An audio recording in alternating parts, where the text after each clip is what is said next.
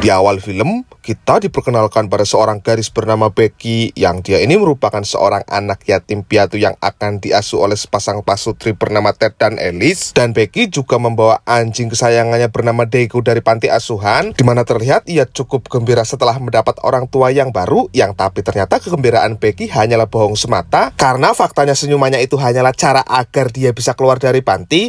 Dan usai sesi makan malam dengan keluarga barunya selesai, saat sudah di kamar, Becky pun langsung kabur untuk kemudian dia pergi ke sebuah tempat yang dulu merupakan rumah dari mendiang kedua orang tuanya, di mana usut punya usut terkuaklah sebuah fakta. Becky ini merupakan seorang gadis yang rebel yang mempunyai sisi seorang psikopat, yang ketika umurnya waktu itu baru 13 tahun, Becky telah membunuh setidaknya 4 orang yang merupakan tahanan kejam yang juga merupakan mantan dari bagian pasukan Nazi Jerman. Yang alasan Becky bisa melakukan hal segila itu ialah karena sang ayah waktu itu di film pertama dibunuh oleh 4 orang tahanan tersebut, dan sejak saat melakukan hal senekat itu, bukannya trauma atau paling tidak mengalami gangguan psikologis atau paling tidak takut sajalah, Becky justru malah memiliki kepuasan tersendiri, yang itu artinya Becky ini mempunyai jiwa-jiwa psikopat yang sangat berbahaya. 2 years since 4 neo-Nazis invaded my family's I'm 16 now. I've run away from 3 foster Setahun setelah Becky kabur dari rumah orang tua asuhnya, kini ia tinggal bersama seorang nenek yang mau mengerti kondisi keadaannya, dan Becky juga sudah menganggap nenek ini sebagai neneknya sendiri, dan Becky cukup senang tinggal bersamanya. Terlebih kini ia berusaha untuk mencoba berubah jadi orang yang lebih baik dengan cara mau bekerja yang otomatis akan bertemu orang lain. Sedikit info aja, Becky ini orangnya introvert ya, dan Becky sendiri bekerja di sebuah supermarket terdekat. Dia menjadi seorang kasir di sana. Oh, sweetheart, Becky.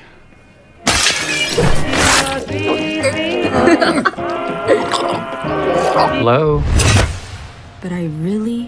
Dan itulah salah satu bentuk dari sisi psikopat Becky yang bisa dikatakan sangatlah berbahaya. Namun demi misi perubahan jalan hidupnya untuk menjadi orang yang lebih baik, Becky hanya bisa menahan dengan cara membayangkannya saja. Ya meskipun menurut saya itu sama saja sih. The world is gone mad. They've been tracking the nobleman on various online platforms at the town hall in Fillmore on Wednesday and what that appearance may look like.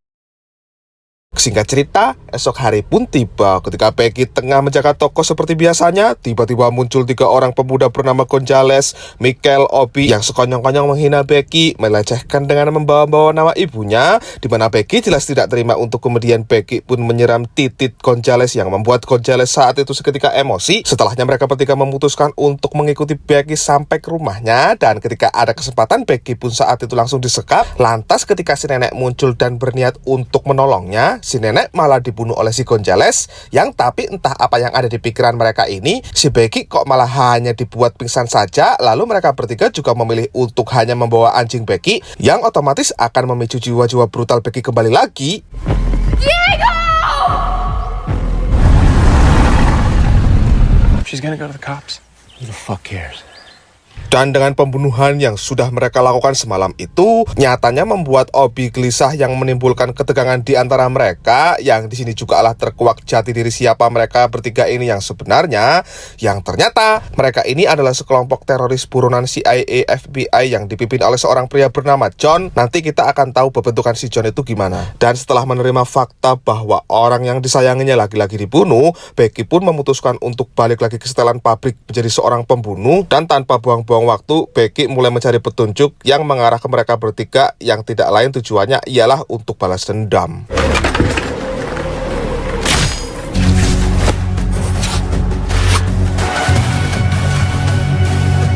Setelah berhasil mendapatkan satu alamat yang diduga tempat tinggal salah satu dari mereka, sesampainya di sana ternyata yang ada hanyalah seorang nenek-nenek punya penyakit napas tapi masih saja ngerokok, yang kemudian karena dia bukanlah targetnya, Becky pun langsung pergi saat itu juga. Dan sampailah Becky di rumah yang selanjutnya, dan ternyata kali ini benar-benar markas mereka. Dan inilah sosok pembentukan si John yang merupakan bos sekaligus orang yang paling dicari oleh FBI dan CIA. Why does he have to stay in this thing? Oh, yeah, he just hasn't been feeling like it. And you're taking care of him. Hey, Hear that, boy? You're noble mutt. Dan setelah memastikan bahwa Diego masih hidup, Becky pun segera menyelinap masuk ke salah satu kamar mereka. Yang tak lama si Obi datang, disusul si John yang menasehatinya karena mengira Obi ragu-ragu jadi teroris. Padahal yang sebenarnya Obi sendiri masih memikirkan aksi pembunuhan yang terjadi semalam. Dan di sini nih, Becky akhirnya sadar bahwa mereka adalah teroris. Untuk kemudian, Becky pun berencana untuk sekalian menghabisi mereka semua. yeah, I'm coming. It was right then and there, scrolling through that never-ending... Dengan memanfaatkan pencurian data seluruh teroris yang ada di dunia tersebut, Becky pun siap membunuh satu persatu dari mereka dengan menggunakan senjata yang tersimpan di gudang yang sudah pasti milik mereka, di mana Becky menggunakan sebuah ponsel untuk menunjukkan jati dirinya ke mereka. Dan karena kali ini Gonzales orang yang pertama kali membuat masalah, karena diakuinya hanyalah anak kecil saja, si John pun mengutusnya. Lantas mulailah Becky memancing Gonzales untuk bisa membuat Gonzales masuk ke dalam perangkapnya tersebut. Nah, begitu Gonzales sudah masuk dalam perangkapnya, inilah di sini kita akhirnya diperlihatkan betapa kejamnya si Becky dalam urusan bunuh-membunuh. Dan yang terjadi selanjutnya, What the fuck?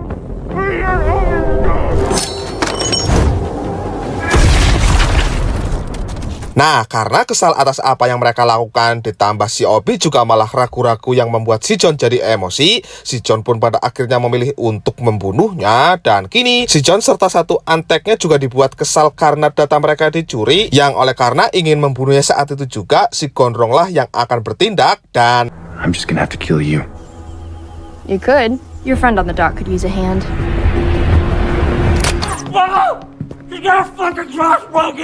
tak terima dirinya dilecehkan bocah cilik seperti itu, si Gondrong pun langsung mengejar si Becky sampai ke gudang senjata. Dan si Gondrong saat itu langsung menembakinya hingga ia bisa membuat Becky terpojok, yang membuat si Gondrong cukup senang dengan situasi ini. Tapi yang terjadi selanjutnya, Becky pun melakukan ini dan...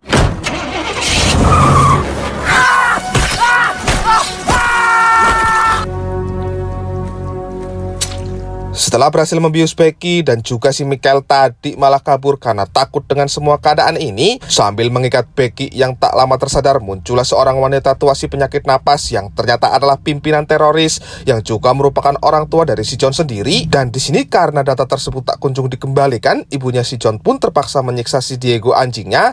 Dan karena tak mungkin tinggal diam begitu saja, Becky pun pura-pura ingin menyerahkannya. Yang di saat itu juga Becky mulai mencari celah untuk bisa membunuh mereka semua.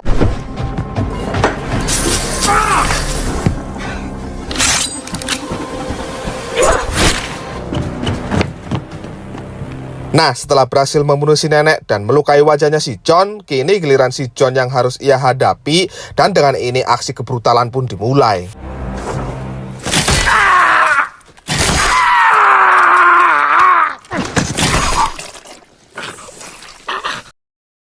Setelah semua berakhir, Becky pun menyerahkan data tersebut ke CIA. Dan Becky juga ditawari untuk jadi agen CIA. Yang jelas Becky saat itu juga langsung menerimanya. Dan selanjutnya setelah itu film pun Pop, Uncle Sam.